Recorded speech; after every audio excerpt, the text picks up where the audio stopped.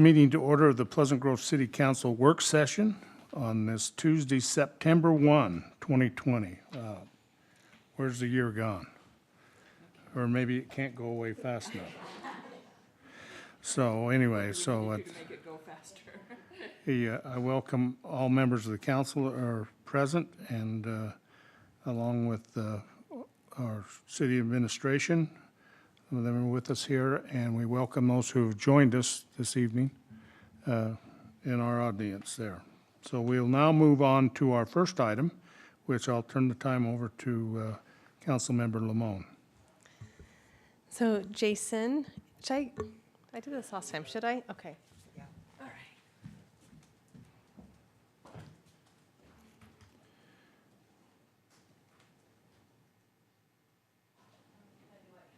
Here.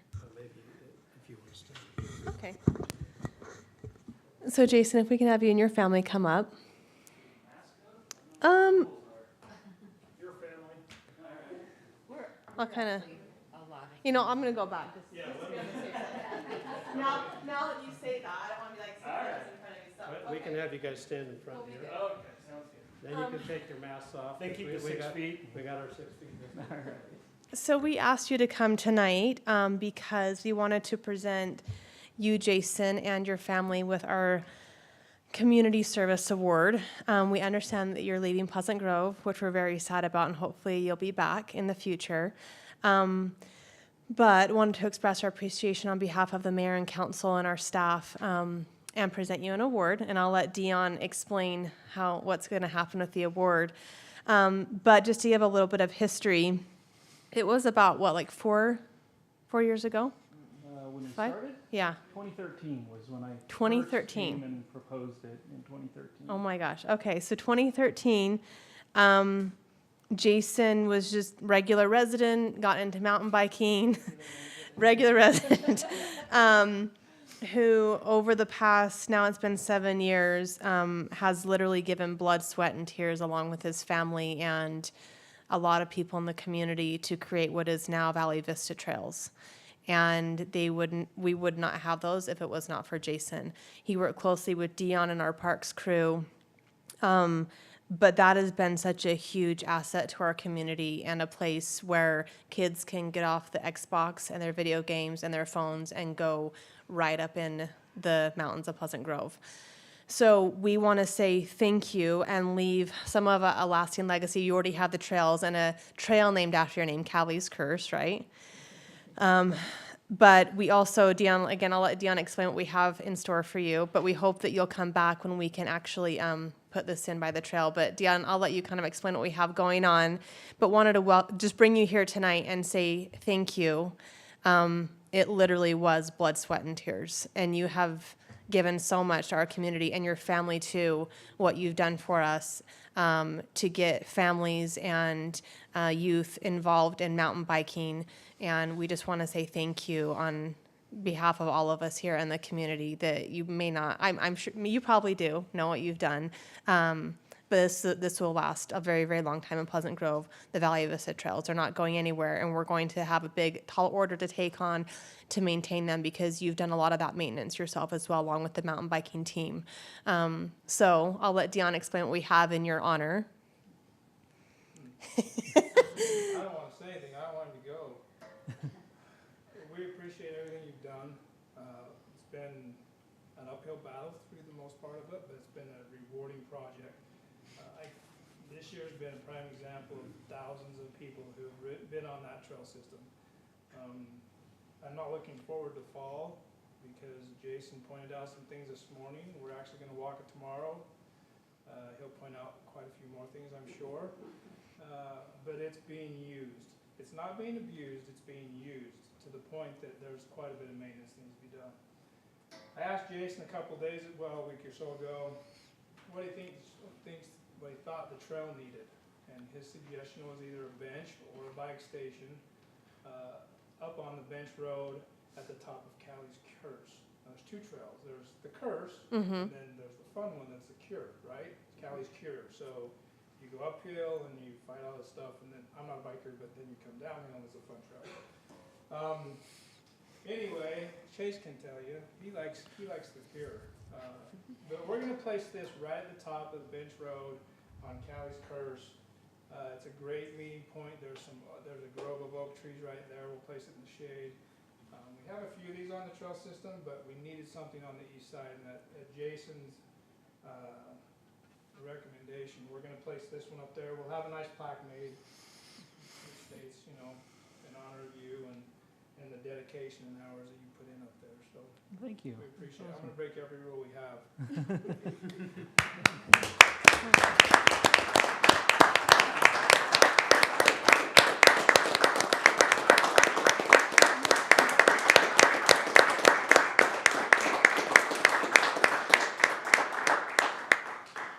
Jason, do you want to say a few words? Sure, Go I ahead. guess. I don't know if I have much to And say. Jason, I want to give you this as well. What? This is a certificate for you and your family. And actually, before you guys go, we want to get a picture with you and the council, so after Jason says a few things. You're on the spot, so. I guess the first thing I'd want to say is, man, I'm sorry I have to go. It wasn't ever in the plans. I had planned to be here forever and take care of that forever. And this year's been a hard year, and it's really uprooted our family and uprooted a lot of lives. But we're heading to St. George. I'm going back to school, and I'm actually going back to school to get a degree so I can actually be valuable to the Forest Service or the BLM or the National Park Service in trail building and designing. So, so it's going to be a big change of career. It's going to be a big change in direction, but it puts me back doing stuff that I love to do. So hopefully one day in a few years, I'll be able to come back. Maybe I can find a position here at the PG station for the Forest Service and be back here and helping out again. But I love the trails. Please take care of them. I'm sad to leave them. It's been a labor of love. I tell my wife a lot of times when I'm feeling really low, when I'm feeling really terrible, I can go up there and just sit on the bench and watch families go by and realize that, I was able to do at least one really good thing in my life that made a difference, and it's been special to me. So I appreciate the city. I appreciate your support behind the project. I mean, I get a lot of credit for it, but the reality is I may have been the head, but it was the city that was the engine behind it, driving it. So I appreciate it, and I'll miss Pleasant Grove, and I hope we come back soon. So Well, if you ever need a letter of recommendation, thank we're you. happy to write one for you for whatever job you need. Yeah. And you're the epitome of what a resident who really truly wants to get back. You've given a lot, like a lot, over 7 years. So thank you. Yeah. And it's been an honor to get to know you as a friend and a volunteer in the community. So thank you. So let's have the Cowley family come up, and we'll get a picture. You want them Well, standing in front of the? yeah, desk? we'll stay behind We'll them. stand up Uh-huh. behind and do the photo that way. Tyler, you got the Where is others? he? Okay, just grab him. It's like my middle teenage son decided to show off. Just in time for the photo op. Yeah, if we can have you guys just kind of spread out here, we'll have Michelle sit around you. Whatever you want. I'm okay. I'm good. We'll be here less than 10 minutes. Okay. Oh, sorry. I can council member Malone. Perfect. Okay. 1, 2, 3. Awesome. Okay. Oh, thank you.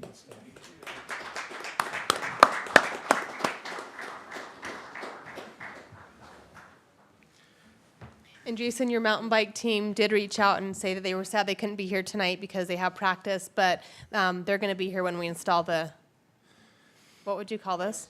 The bike station. Bike station. Clearly, I need to get out and bike more because this is awesome. I'm like, just, this in memory of Jason. I don't know the exact terms, so. Well, and we're acting like St. George is like across Like the the Netherlands. ocean and in the Netherlands.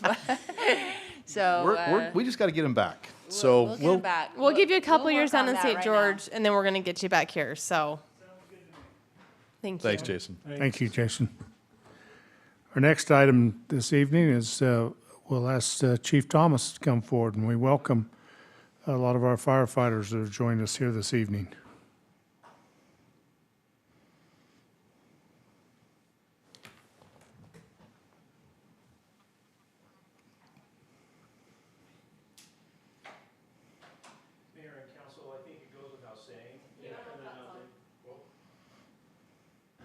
there. Mayor and council, I think it goes without saying that the fire department is a unique animal. We work unique shifts. We provide a unique service, and we have very unique individuals that work for us that perhaps are a little different. With that said, then the management of the fire department takes a unique type of management style. Recently, I received a letter from FEMA, the Department of Homeland Security, specifically the U.S. Forest Service, the U.S. Fire Administration and the National Fire Academy. And I want to read you part of this, but before I do, I want to have Battalion Chief Chase Gussman come up.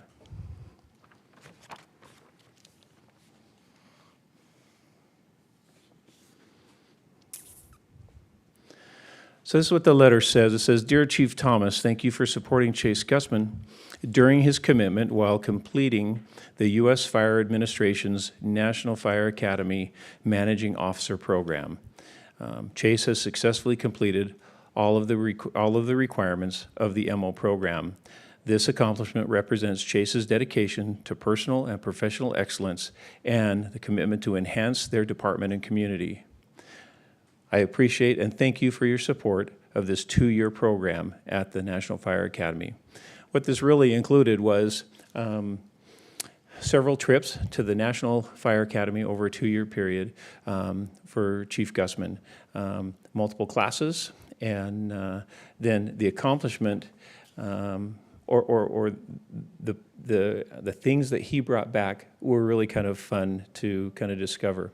Now, one of the things, after one of the classes, he came back and he had learned a ton of new Excel stuff, which allowed us to really, yeah, it was really fun. It was really fun to put that into application as far as our data collection is concerned. And it's really been a valuable tool. It was really kind of entertaining for me to sit in my office and hear him out there with Laurel, our administrative assistant, working through the details of all that stuff. A nice addition. For his capstone, Chief Gussman chose cancer reduction in the fire service, which was something that is kind of paramount in all of us because it's a big deal. A lot of the features of the fire station have been built to help reduce the cross-contamination through the different areas of the fire station. And so he took that and went the next step, and even to the point where we were able to purchase some particulate shielding hoods that we wear into fires. The hoods protect us from the heat inside the fires, but these hoods not only do that, but they keep the particulate matter from coming into contact with our skin. So although really expensive, a great addition. Because sadly, the effects of what we do often don't show up for many, many years, and sometimes right about the time we're ready to call it quits. And so I appreciated everything that he had done there. So with that said, this is a huge and a very significant step for him. It's a great achievement.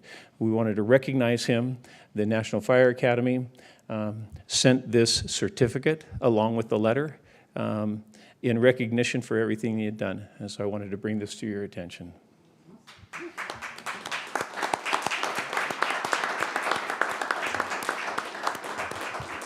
Chief, Where is the National Fire Academy?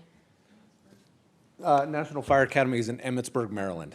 So over the course of, it would have been 2019, I spent an entire month of 2019 in Maryland. So with the way the fiscal year worked out, I managed to do it in 1 year, but 2 different fiscal years for the federal government. So it was all funded by the feds, which was really convenient. So That's awesome. Thank you for taking the time, especially away from your family, to further education. That's awesome. Thank you. Yep, thank you, I appreciate it. I don't think you get away that easy. I think we need to get a picture up here, too. Yeah, we do. So, I'm sorry. So get your family up here. Love the Gussman family to Yep. come here. Yeah. And Chief, come on up. Yeah, Drew. Ever Drew, yeah. Drew points at Chief, and I'm pointing at Drew.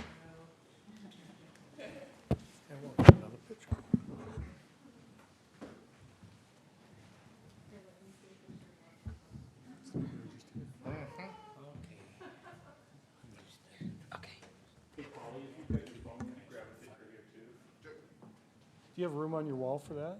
I don't know.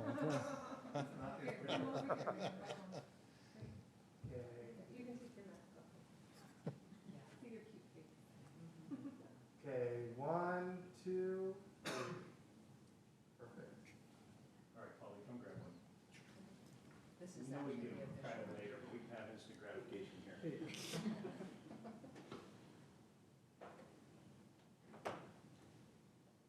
Perfect.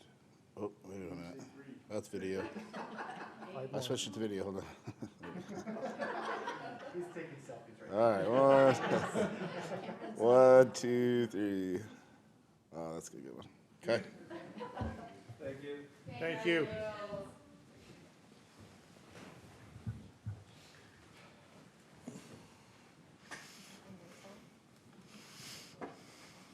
Let's just keep handing out awards. This is kind of nice.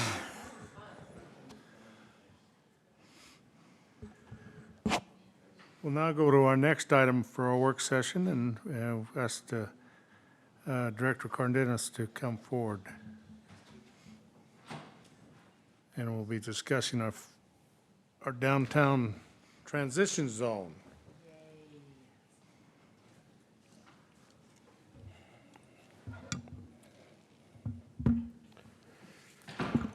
Mayor, council, give me a couple seconds to log into my computer so you guys can see the couple maps that I prepare for you guys. Hopefully these maps will do most of the talking. Let's see. Give me one tiny second.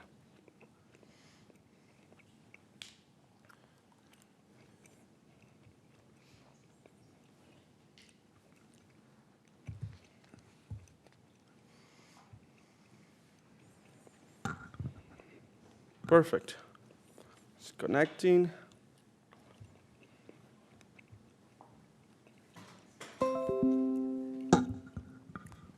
Awesome. Okay. Mayor, council, I was assigned with to bring a couple of options of what to do with our downtown zone. And we went over this map last time. I think it's a very important map. This is how things are right now as we're speaking, okay? So right now our downtown zone is divided in 2 sub-districts. We have the commercial sub-district. Time's up, awesome. Sorry. I just want to be able to see Kathy. We have the commercial sub-district and we have the transitional sub-district.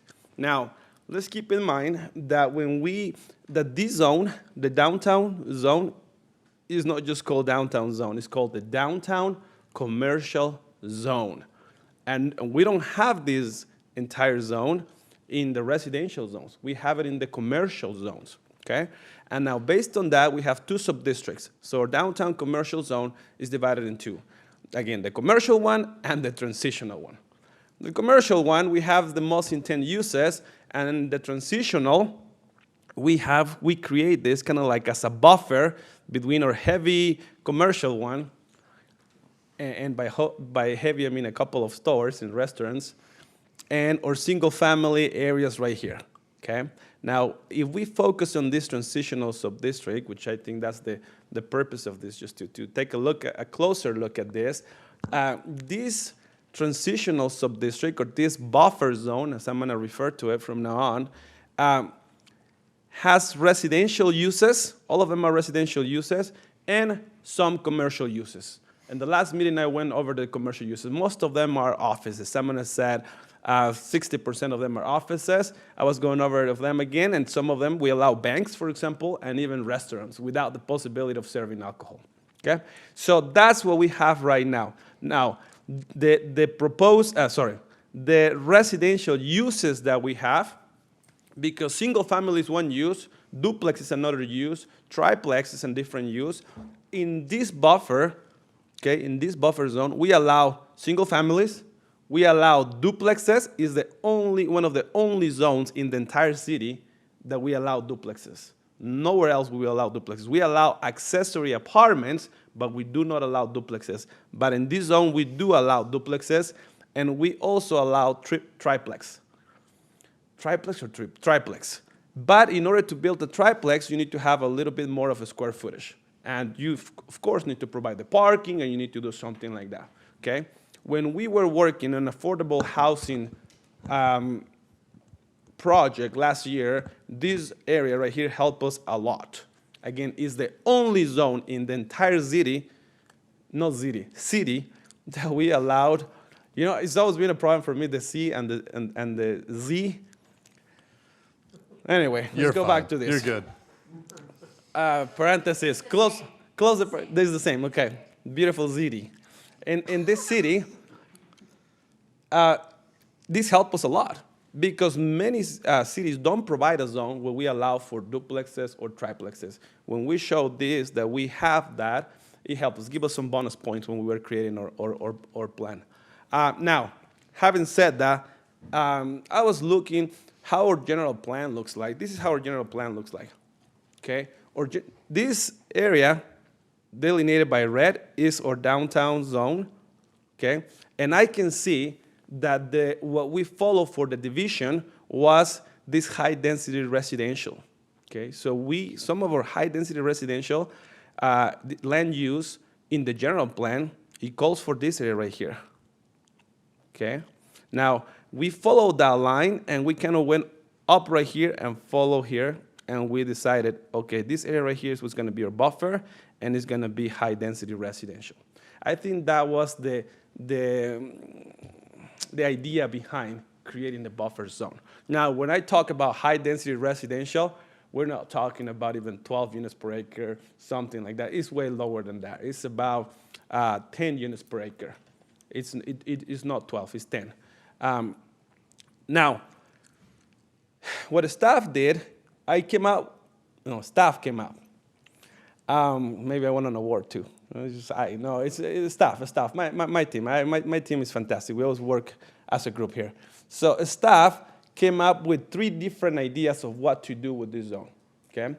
Option number 1. Here it goes. The complete elimination of the transitional subdistrict. It's a proposal right there. So this is how it is right now. This is the map that I just presented. If we do a complete elimination of the transitional subdistrict, this is how it's gonna look. We're taking all of that buffer, but keep in mind that by doing that, we eliminate, of course, all the commercial uses, the offices, the bank, and the restaurants, but we even eliminate professional offices. Also, we eliminate the different residential uses that we have as well, meaning that we will, if it goes like this, it will be occupied by R18, and it will be occupied by R17. That means eliminates duplexes and triplexes. It does. Are there professional offices, duplexes, and triplexes in that transitional zone now? Yes, many. Okay. Many? Yeah. Okay, thank you. Many. I think most of the uses actually in there, I mean, I wouldn't say most, but I have to do a study, but I would say 30% of them are more than single family for sure. Actually, we just had a project last week, a new proposal for a triplex, duplex triplex in there. So it will look like this if we eliminated it. We will not only be eliminating, because we're exterminating the zone. Exterminating is a tough word. We're taking away the zone, but also, by doing that, we're taking away commercial uses, but also residential uses. So no more single families, single families, no more duplexes, triplexes. It turns everything into an R17 or R18. It will look like this. And by that, our downtown zone shrinks, okay? It's only gonna be this green area right there, okay? That's option 1. Option 2. Option 2 is to keep the same zone boundary. Well, it's the elimination of the commercial uses only. In the option 2, we eliminate all the commercial uses, but we keep the different residential uses, meaning that no professional offices anymore, or things that produce traffic, if you want to call them that way, no more commercial uses, but we still keep the residential uses, meaning we still allow for duplexes and triplexes, okay? So stays the same, but no more commercial uses. Okay, so no, that's the same question. How many commercial uses are in that transitional zone currently? That's less, not a lot, not a lot. If we drive around, I'm gonna say, I think I have a couple medical offices, something like that, Okay. but we don't have any banks and we don't have any restaurants in there. So we don't have many. I think this one will be the one that will have the most impact in the future, but less impact right now, if I may say it like that. Okay. And I have option 3. Option 3 was a little harder to come up with, but I still, in the option 3, we do a boundary and adjustment of the transitional subdistrict. We kind of like shrink it a little bit more than how it is, but we don't completely eliminate it. What do? In the option 3, we obviously modify the current zone boundaries, because instead of following it right here, now it only has the properties that are fronting a street. Okay, so that's what we do right here. We still here, this is, just the properties that are fronting this street. 300 East, sorry, 300 East. So it shrinks. And the frontage of 300 East, especially on that side, is that mostly homes? Is that mostly? It's mostly homes. It's mostly homes. It's mostly homes. Along this side here? Correct. It's mostly homes. Okay. Actually, it will be hard. I cannot recall a single business in that area anymore. I think we gotta go back to the reasons why we're doing this. If the reasons are because we want to eliminate commercial commercial uses, you know, with me, you guys are gonna learn a new language, but in a couple of years, gonna create our own language. It's because we want to eliminate commercial uses, or because we want to just get away with the zone completely. Again, just keep in mind, and this is maybe my planner bone kicking in here, but whatever direction we get, that's the direction we will go. We are providing, as how it is right now, with the residential uses, more opportunities for a little more dense area in the downtown zone. I definitely know that after the growth, that's where most of the densities are being requested right now. The next area to be redeveloped is going to be our downtown and this area right here, CS zone. But anyway, right here, sorry. So that's what we have. Those are the 3 options. At this point, we don't have like an application. We start going to work on it, but I want to present to you guys some options, some possibilities, and I think we should be open to discussion and see what direction staff receive, and we'll go that way. That's what I have, Mayor. Okay, thanks, Daniel. My pleasure. So, council, which option are you leaning towards to give direction to? Well, I'd love the opportunity to voice some opinions, and I will try to do this with the least amount of emotion,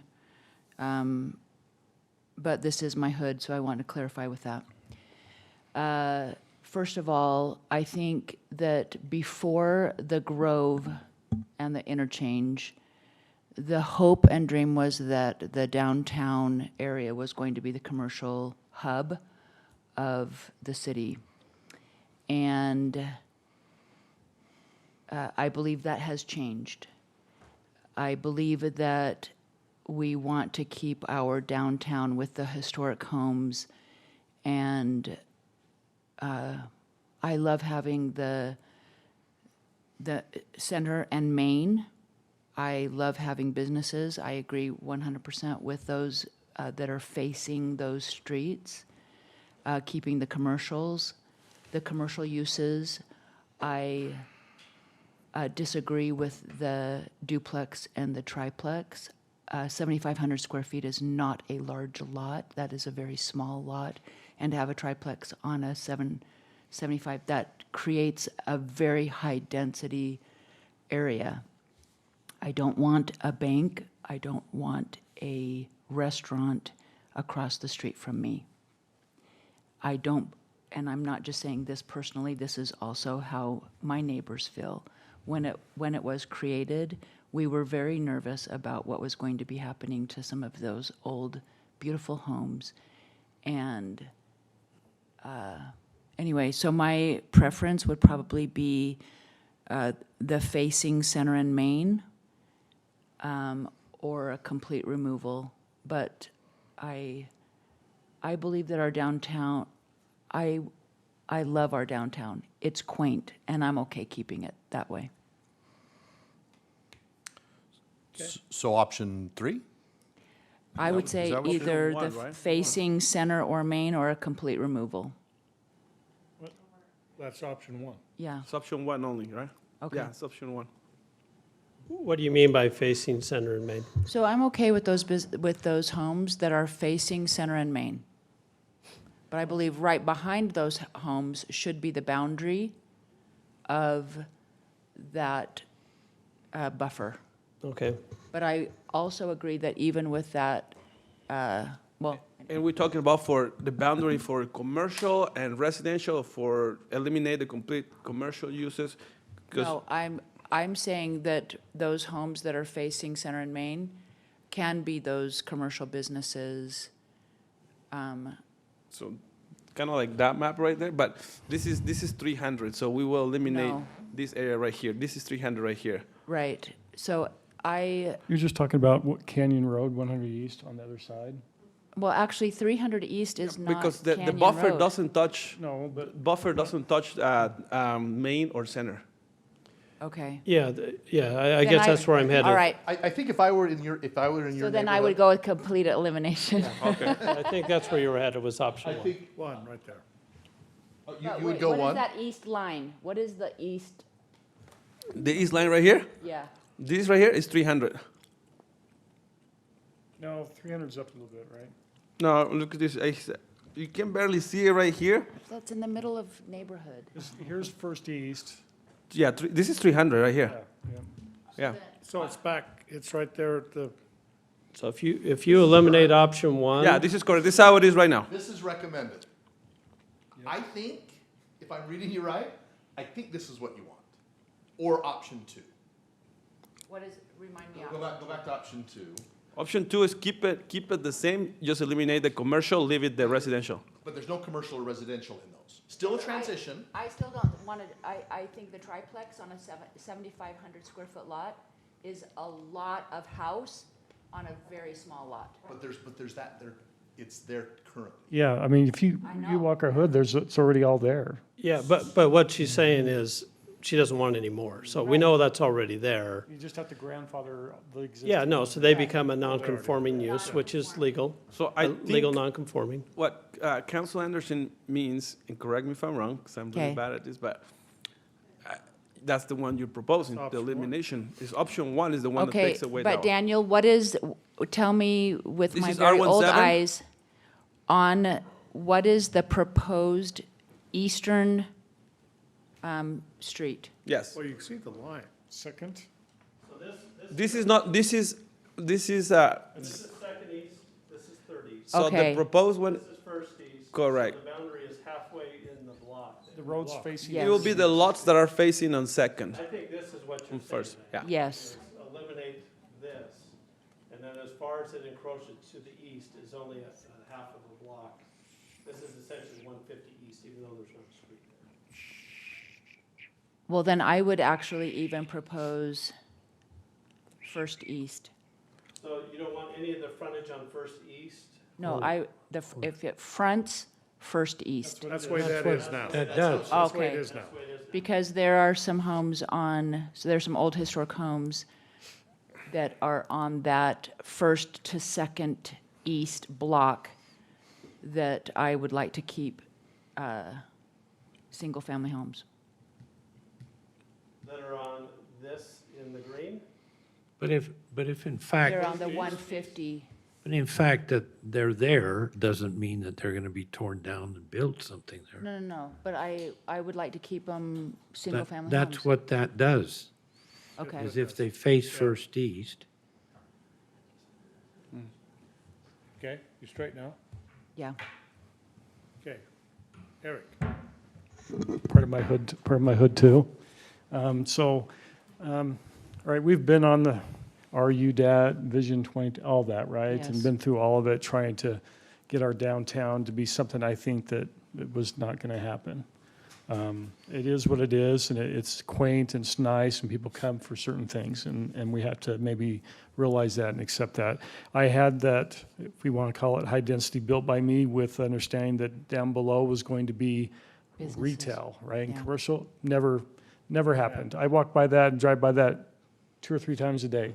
And that uses are not being used for retail. It's just being used as storage and another family room downstairs, right? Never quite materialized the way I think they wanted it to.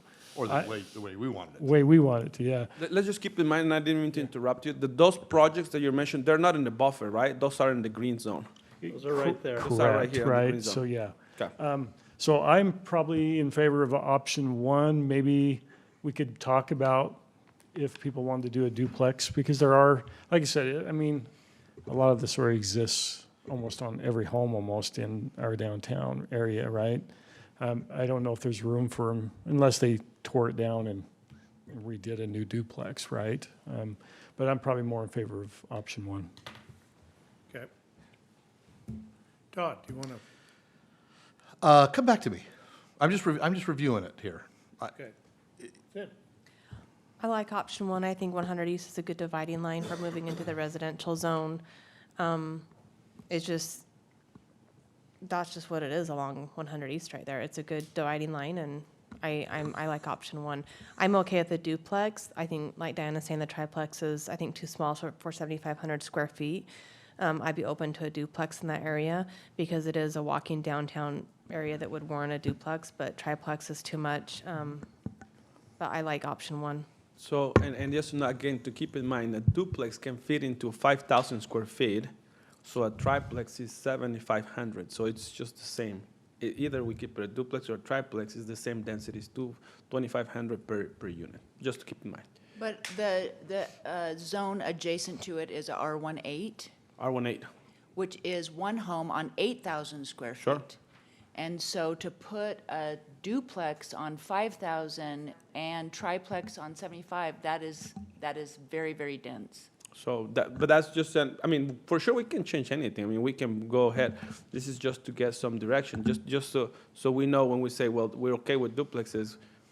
Well, maybe we say so we're okay with duplexes on bigger lots, because right now we can put duplexes on 5,000 square feet lots. So that's our zone, like I say, or most dense, not our most dense zone, but the zone that can have smaller lots, which will help us a lot in our affordable housing. That's gonna hit us a little bit on that when we run the numbers.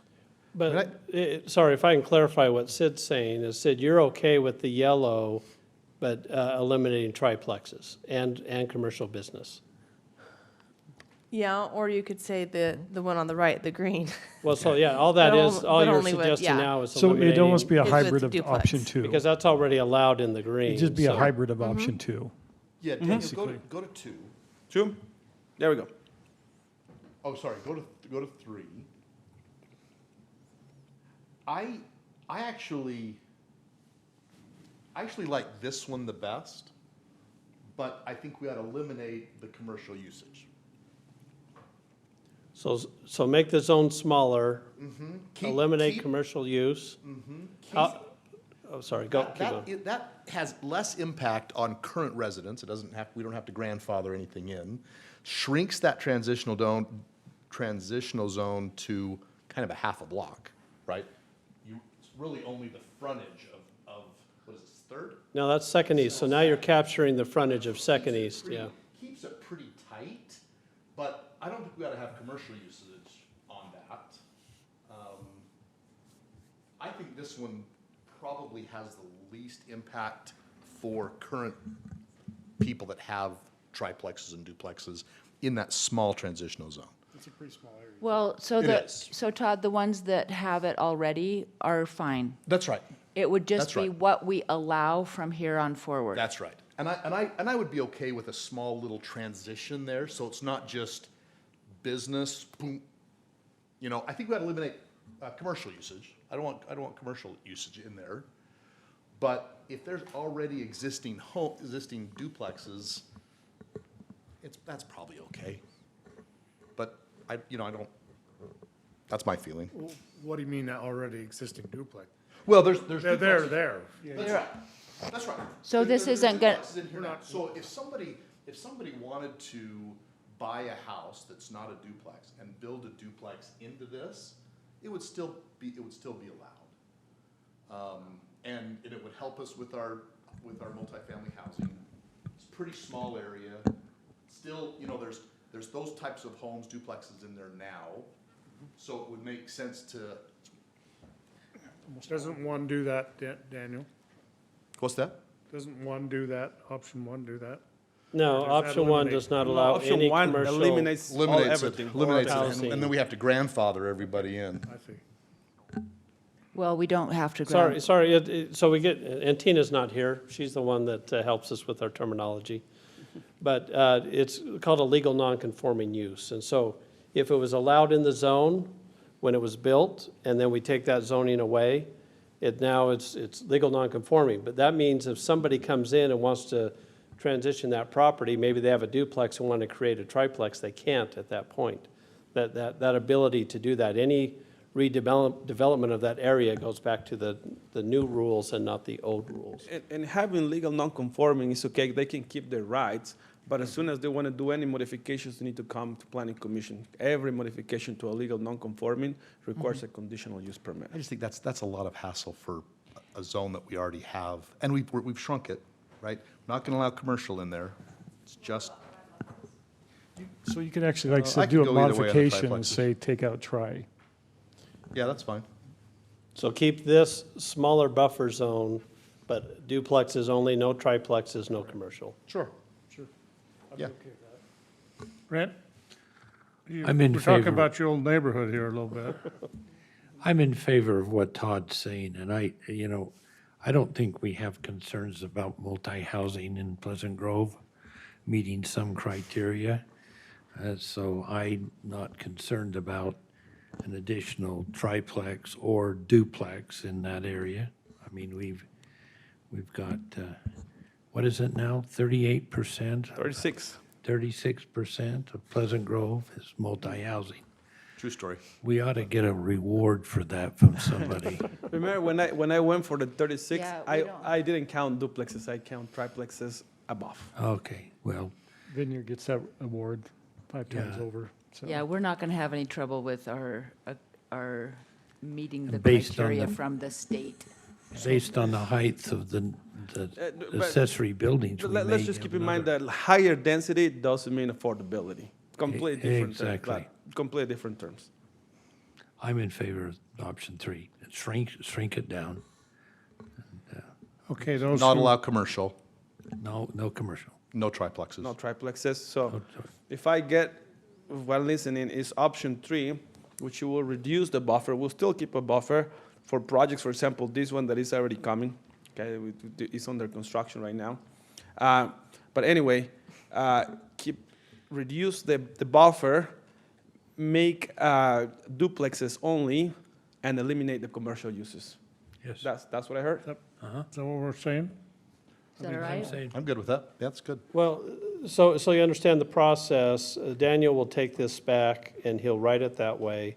It will go through planning commission. They'll give you a recommendation. They'll share their thoughts on what they think about that. And then it will come back to you for final decision. So if you land somewhere different than this, you have another crack at it, essentially. Yeah, what's gonna happen now, I'm gonna fill out an application and then I'm gonna start working on this. So it's a process 'cause I have to draft and you know, like the normal process of amending code. Bringing it to planning commission is gonna send you guys the recommendation, and then I'll bring to you guys how this is actually gonna look on this. Okay, so wait a minute. I want to make sure that I'm understanding. So tell me, what do you understand about the commercial uses?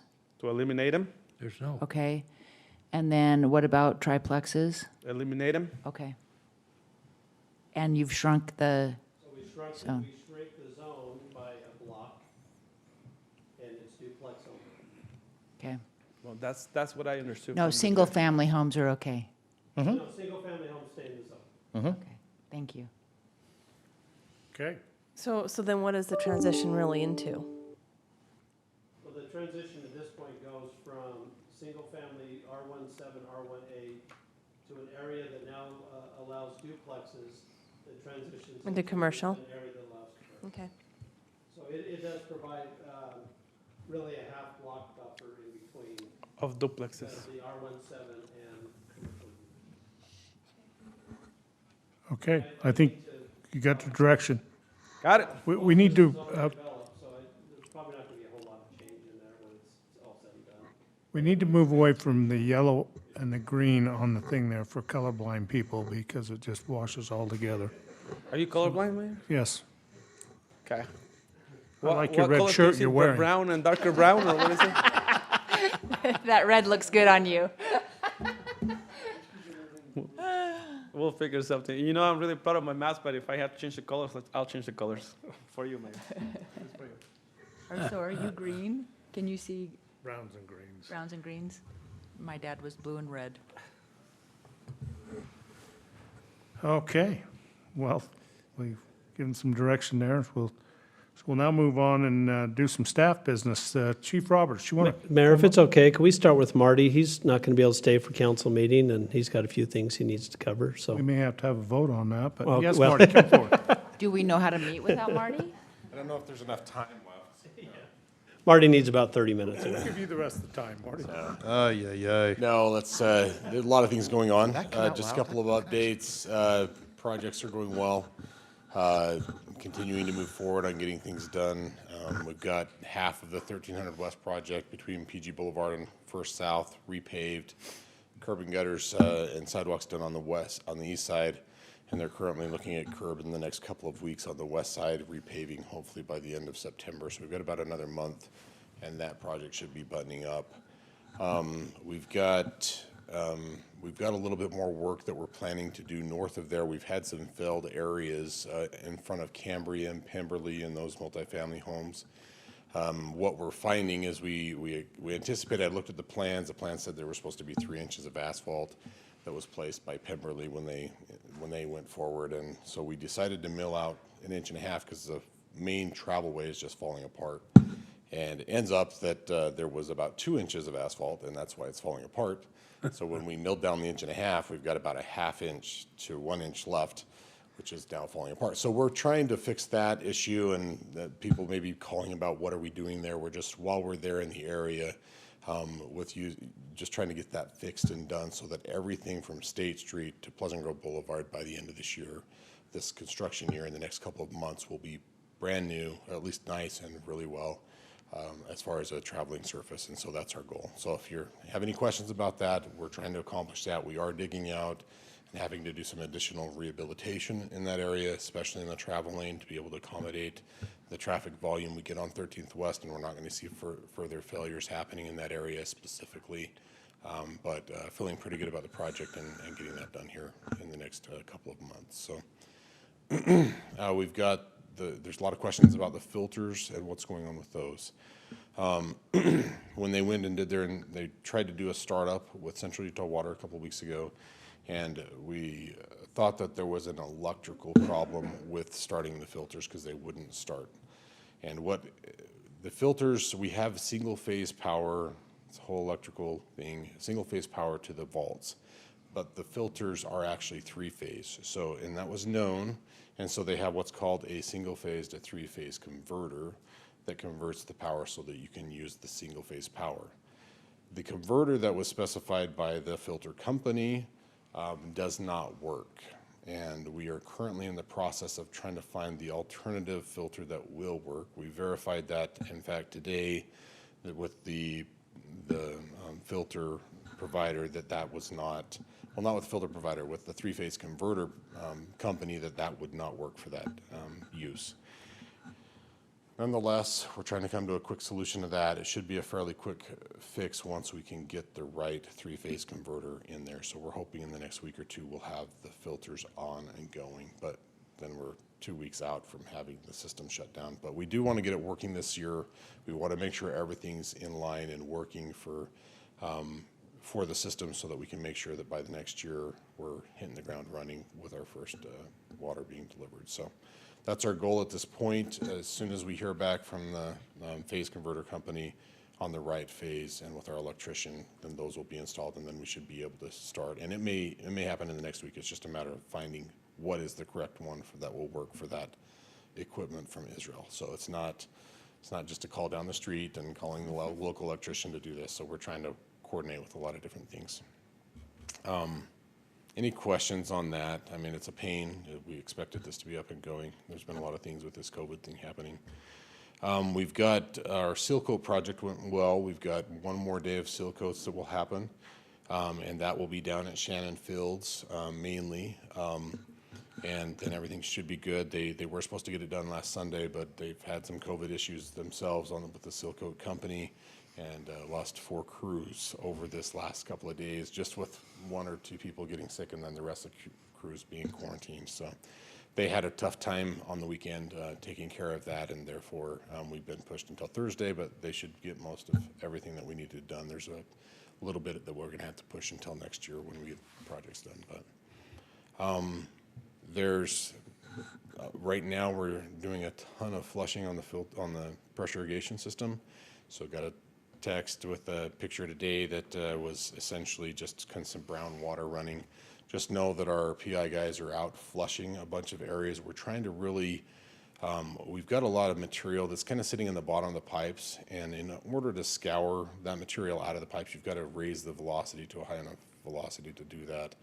And so I've really emphasized to the guys the importance of trying to get flow velocity high so that we start to scour some of that old material that's in that pipe that keeps skimming off and just getting in people's filters and plugging them. And so they've done that. I think it's evident. Some people are noticing that, that as we're doing that and getting that velocity up high enough, it is scouring those pipes. We're getting a lot more material through there, which means that going forward, we're going to have a lot less material filtering off and coming off into the filters, and having less problems anyways with that. So that's the whole goal. Just know that we are going through that, and the question today was just that we were flushing specifically in that area, and therefore they had a little bit dirty, murky water that they were having coming out of their irrigation system. With regards to the Brimley well, the air issues that were kind of discussed about a week ago, the Brimley well is a well that it's very old, built in the 60s, needs to be replaced. It is on our replacement schedule to get done in the next, I believe in the 5-year window. It's not as deep as we would like it to be. It's fairly shallow, and this year is a low water year.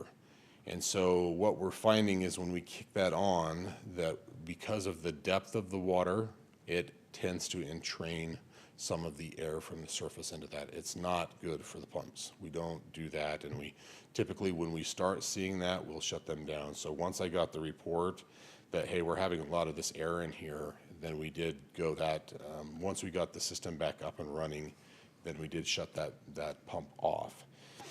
We got another report on Monday because we had we're having some power issues at the Monson tanks with a pump, and getting power, it's kicking off and having to reset. And so because of that, our tank levels are dropping a little bit, nothing of concern or alarm, but enough that we wanted to kick on another source and get them filled back up to make sure there's not an alarm the next day. The way to do that is to kick on the Brimley. The Brimley well entrains air, and therefore we're seeing that. We've now changed that, and I don't know that we'll need to use it unless we're really going to need it for an emergency situation. We're going to just try to pump the other ones a little bit harder.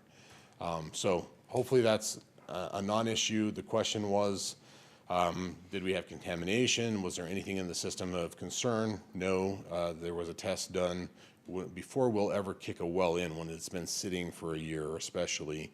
We'll go ahead and pump to waste, and then we'll take a test, and once we get a good test back, then we'll kick it into the system. So we never go and just say, we're kicking this one on this year, and just automatically kick right into the system. So that one came back with no problems at all. When we had the air issue, and one of the residents called, and we did take a test on a Friday, we got that back on Monday, everything was clean. So no issues with contamination or anything that way. It's just there was a lot of air being entrained into the water and pushed through the system. So disconcerting and things of that nature, but it was just air there. And so we should be okay. There was a question whether or not we can do some COVID testing on the water. I don't believe there is I don't know how they do that. I know they've been looking at doing that in the sewer systems of that nature, just to kind of see how much is coming through, but there's never been a known waterborne, I guess, COVID sickness that's happened, and I don't know of any testing. I don't know how that's done as far as the COVID testing in water, if it's even applicable, because that would be really tricky. So I don't think there's an issue there. I don't think there's an issue with our system, any of our systems for that matter. Everything's going well. So I'm done, unless there's questions. We're not done with you yet. Keep going, Marty. Was Keep going. there, no, is What there a else? bet? 3 more minutes. So I can be done. I can go on for hours. There is a lot going on right now. We know, we Marty. did meet. Just No, so but you how know. long, how much longer do you need to go? I did meet with the county today out there on First East, and so Okay. that was a good discussion. We had the engineer out there. We went Wow. through a scoping project, scoping of what's going to be done. The design will happen over the next probably 3 or 4 months. We'll bid it out early in the winter, Spring. probably a January, February bid, and then start construction first thing in the spring. So there is some Wow. movement on that, and the county's working with us to try to get that done as well. So we'll be meeting with the Salon group shortly. I will need to meet with them to talk a little bit further about the discussion there. So if they're on the Images Salon, so. So who have they given the engineering job to? So PEC, who did the actual design, they've already done the survey of everything. They will redesign that to accommodate the widening, just because they've already got all the data, Okay. the engineering. It doesn't make sense to switch that up right now. The engineering is not the problem. We joked about going ahead and filing a contract change order, but they decided not to do that pretty quick, like in about 10 seconds. So we're not change ordering it into the First East project. It'll be done by a different contractor. So, Okay. Oh, And hopefully not the same contractor. yeah, that's what that's what that I'm was saying. the, is- the winky. Yeah, it's going to be bid out under a different contract. Yes. It won't be added to that contract, so. Okay. Any other questions for me? There's tons going on, so. Yeah. Lots of moving. Marty, pieces, thank you so. for all you're doing. I know you got a lot of balls in the air, so Yeah. thank you very much for all you're doing. You know, Marty, we may be sleeping at night real, as a council and mayor, and know our city's in good hands, but we know you're probably not sleeping all that well, because you know of what's coming and what could go wrong, but we really appreciate you for what you do, and our other departments that are working, our fire and police, to keep us going 24/7, and Public Works does too. Yeah. Yeah, we got great staff. I mean, it's fun to work with all the guys down there. Then Ria's great at the front desk, and I think things are clicking really well. We did lose Zach. Yeah, that was Forgetting that's a his tough last name one. at the moment, but awesome employee. Was sad to lose him. He had a Yes. great opportunity offered to him that I can't blame him for jumping to. We've lost a couple, but we'll be getting new people in for that. But we have great people to work with, easy to work with, hardworking people. So it's fun to be down there. So. All right, thank you, Marty. Thank Great you, Marty. group. You do great work. Yep. Okay, with that, council, I'd asked for a motion to adjourn. So moved. Have a motion, to have a second? Second. Have a second? Thank you. Councilmember Anderson, all in favor, say aye.